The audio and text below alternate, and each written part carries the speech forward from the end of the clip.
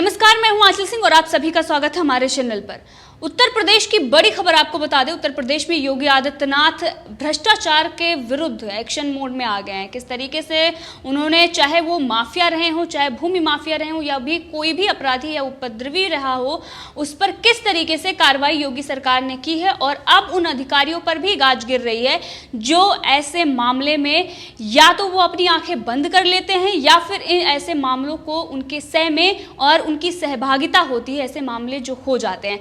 अब जिस तरीके से उत्तर प्रदेश में हमने देखा कि जो घटनाएं सामने आ रही थी उसमें अब जो भी अधिकारी हैं या तो उनका तबादला कर दिया गया है या फिर उन्हें निलंबित कर दिया है। लेकिन बड़ी खबर आपको बता दें, दो ऐसे अधिकारी, आईपीएस अधिकारी हैं जिनको निलंबित किया गया था।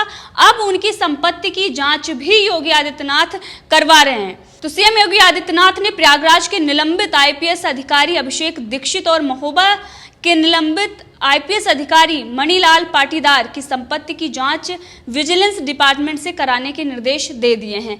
यानी कि कोई भी अधिकारी हो, और हम देख रहे थे कि उत्तर प्रदेश में जो अखिलेश का जब राज था, किस तरीके से वहां पर भ्रष्टाचार और किस तरीके से गुंडा राज था, अधिकारी की भी इसमें मिली भगत होती थी। लेकिन अब योगी राज में ऐसा नहीं होगा। कोई भी अधिकारी हो, अगर किसी में भी वो इस तरीके के मामले में अगर उसकी इन्वॉल्वमेंट है तो उस पर कार्रवाई होगी। और साथ में अब जो संपत्ति की जांच के निर्देश दिए हैं से ये साफ हो जाएगा कि जो अधिकारी थे और भ्रष्टाचार जो फैला हुआ था, किस तरीके से पैसे लेकर जो काम हो रहे थे, अब उस पर अंकुश लगेगा।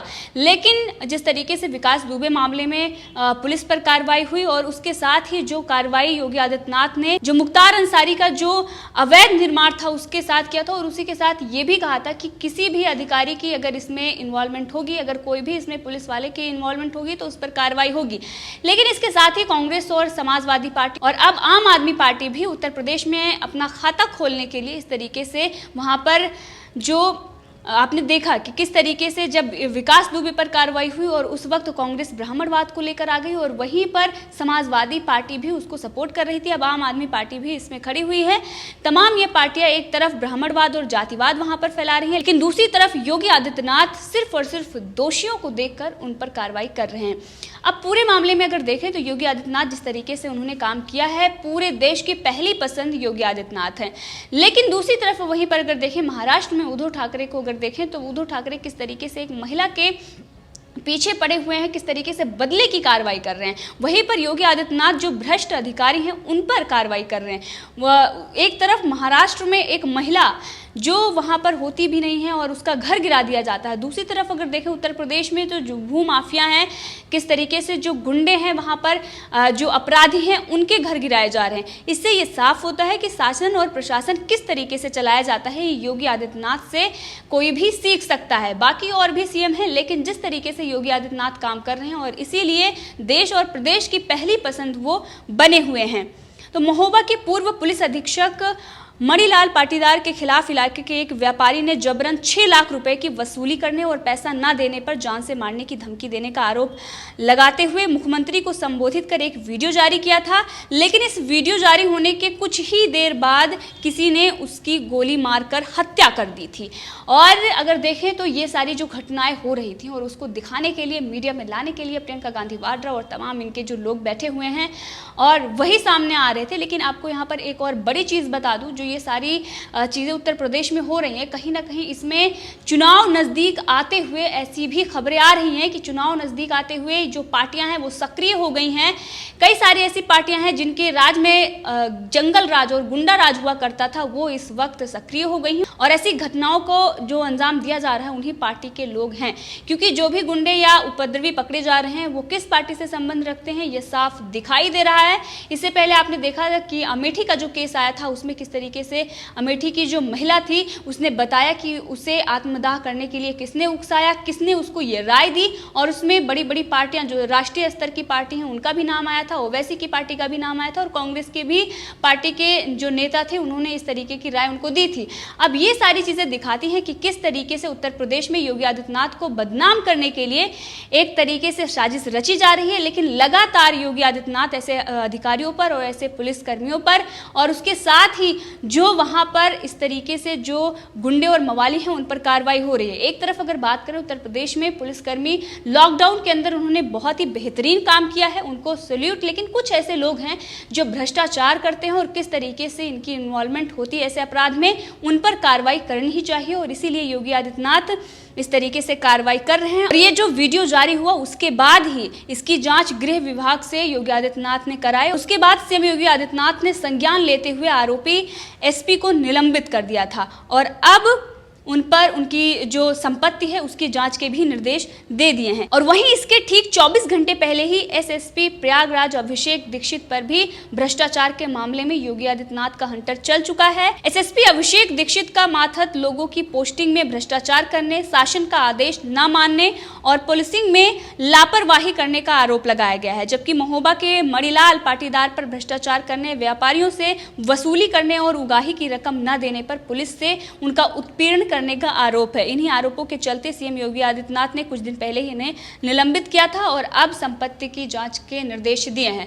तो ऐसे पुलिस वाले जिनकी जो शिकायतें आ रही थी और जिस तरीके से एक हमने दिखाया था कि जब विकास दुबे का केस सामने आया था, जब उसका एनकाउंटर हुआ था, उस वक्त भी ये चीज़ें सामने आई थी और हमने अपने न्यूज़ चैनल पर दिखाया था कि किस तरीके से जो पुलिसकर्मी हैं और ये कुछ ऐसे लोग हैं जो इन लोगों से मिले होते हैं और किस तरीके से किसी गुंडे से कम नहीं है, किस तरीके से ये जो चीज़ें सामने आ रही हैं कि उगाही होती थी, व्यापारियों से उगाही की जाती थी और उसके बाद जब उसने वीडियो बनाकर योगी आदित्यनाथ को संबोधित करते हुए वो जो वीडियो बनाई, उसके बाद उसको गोली मार के उसकी हत्या भी कर दी गई।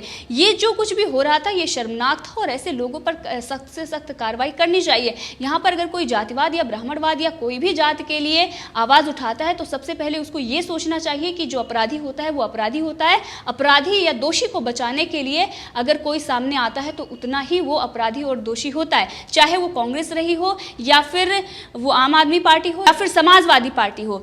इन लोगों को सिर्फ और सिर्फ राजनीति करनी है। चुनाव के आते हुए इस तरीके से जो घटनाएं होती हैं उनको किस तरीके से तूल पकड़ाया जाता है और उसमें जो लोग लापरवाही जिनकी होती है, जो दोषी होते हैं, जो अपराधी होते हैं, उनको बचाने के लिए भी यही लोग सामने आ जाते हैं। एक तरफ तो ये उंगली उठाएंगे और दूसरी तरफ जब उन पर कार्रवाई होती है तो उनके पक्ष में खड़े हो जाते हैं। सीधे तौर पर उसी तरीके से जिस तरीके से आतंकियों के साथ कांग्रेस आ जाती है उनके समर्थन में और खड़ी हो जाती है। दूसरी तरफ अगर देखें तो चाइना के साथ जिस तरीके से कांग्रेस कर रही है, एक तरफ वो चाइना के समर्थन में है और चाइना के समर्थन में लगातार उनका समर्थन दे रही है, किस तरीके से उनके समझौते हैं। दूसरी तरफ वो प्रधानमंत्री नरेंद्र मोदी से सवाल पूछते हैं कि आखिर आपने चाइना पर सख्त कदम क्यों नहीं उठाए, जबकि कदम उठाया जा रहा है, उन पर कार्रवाई की जा रही है, जिस तरीके से आर्थिक तौर पर चाइना को तोड़ा जा रहा है। लेकिन कांग्रेस का ये दोहरा चरित्र है, वो हर मुद्दे पर इस तरीके से भटकाने की कोशिश करते हैं। महाराष्ट्र में उनकी मिलीजुली सरकार है लेकिन वहां पर जो अव्यवस्था है पूरे देश में उसकी किरकिरी हो रही है। यहाँ तक कि अयोध्या का संत समाज भी उनका विरोध कर चुका है। उद्धव ठाकरे को अयोध्या में आने की अनुमति नहीं है, सीधे तौर पर विरोध हो रहा है। लेकिन कांग्रेस जो अपने राह पर जिस तरीके से वो राह पर चल रही थी, शिवसेना को भी उसने अब साथ ले लिया। आपने देखा कि गठबंधन जो इनका उत्तर प्रदेश में था उसके बाद पार्टियों का क्या हाल हुआ है, अब शिवसेना का वही हाल महाराष्ट्र में हो रहा है। अब योगी आदित्यनाथ ने जिस तरीके से कार्रवाई की है और इसी के साथ आपको बता दें कि बड़ी कार्रवाई भी हुई है, 13 आईपीएस अधिकारियों का तबादला भी कर दिया गया है। इन्हीं घटनाओं के चलते हुए जिस तरीके से योगी आदित्यनाथ अब ये सख्त एक्शन ले रहे हैं, अब ये दिखाई दे रहा है कि जब से योगी आदित्यनाथ मुख्यमंत्री के रूप में उत्तर प्रदेश में आए हैं तब से जो पुलिस और कुछ अधिकारी हैं उनसे सख्त नाराज रहे हैं और इसीलिए सरकार की छवि को खराब करने के लिए लगातार प्रयास किया जा रहा है। और इसी वजह से क्योंकि जो ये अधिकारी हैं, जो ये पुलिस हैं, जो पुलिसकर्मी हैं, कुछ ऐसे लोग हैं, सभी नहीं हो सकते क्योंकि बहुत सारे ऐसे पुलिसकर्मी हैं जिन्होंने बहुत अच्छा काम भी किया है और लगातार वो काम कर रहे हैं, धूप में हो या बरसात में हो, वो लोगों की सुरक्षा के लिए काम कर रहे हैं। लेकिन कुछ ऐसे लोग हैं जो योगी आदित्यनाथ से खासकर चिढ़े हुए थे और इसी वजह से वो सरकार की छवि खराब करने में लगे हुए हैं ताकि आने वाले चुनाव में योगी आदित्यनाथ को फायदा ना मिले। और जनता इस बात को समझ रही है, लेकिन कुछ ऐसे लोग हैं जो जनता को बरगलाने और फुसलाने में लगे हुए हैं, कोई जातिवाद के नाम पर तो कोई इस तरीके से आपराधिक मामलों को बढ़ाकर और कार्रवाई ना करते हुए। ये सारी चीज़ें अब बिल्कुल भी बर्दाश्त नहीं होंगी और इसीलिए योगी आदित्यनाथ ने हमीरपुर, कानपुर देहात, हरदोई, रायबरेली, उन्नाव, खीरी और सिद्धार्थनगर समेत 8 जिलों के एसपी को भी इसमें शामिल किया है और उनका तबादला किया है। लखीमपुर खीरी के एसपी सत्येंद्र कुमार मुरादाबाद पीएससी भेजे गए हैं। उनकी जगह विजय ढुल नए एसपी होंगे। लखनऊ में, उन्नाव में, प्रयागराज में, महोबा में किस तरीके से तबादले हो रहे हैं, किस तरीके से जो अधिकारी हैं उनको सस्पेंड किया जा रहा है, क्योंकि योगी आदित्यनाथ जीरो टॉलरेंस पर काम कर रहे हैं। यानी कि अपराधियों को कोई भी अगर सह तो उस पर तुरंत कार्रवाई होगी। और इसी के साथ अब कुशीनगर के जो एसपी होंगे वो विनोद कुमार सिंह होंगे। और इसके अलावा जो उन्नाव में भी एसपी का जो एसपी रोहन पी कनम है उनको हटाकर प्रयागराज भेजा गया है। इसी के साथ 13 ऐसे लोग हैं जो जिनका तबादला किया गया है। तो इसी के साथ आपको बता दें, हमारे पास इस वक्त 13 अधिकारियों की लिस्ट है जिनके तबादले हुए हैं और इनके तबादले किए जा रहे हैं, क्योंकि लगातार जिस तरीके से काम हो रहा था अब उसको देखते हुए तबादला किया गया है। क्योंकि जो इनकी वहाँ पर सहभागिता थी, जो मेल जोल थे, उससे इनको अलग रखा जाए और इसी के साथ जो प्रशासन वहां पर उत्तर प्रदेश में चल रहा था उसको और सख्त किया जाए। और इसीलिए योगी आदित्यनाथ लगातार भ्रष्टाचार पर हंटर चला रहे हैं। तो इस मुद्दे पर आप भी अपनी राय रख सकते हैं, कमेंट करके जरूर बताएं। अगर आपने अभी तक चैनल को सब्सक्राइब नहीं किया है तो कर लें, ताकि हर अपडेट आप तक पहुंचती रहे। धन्यवाद।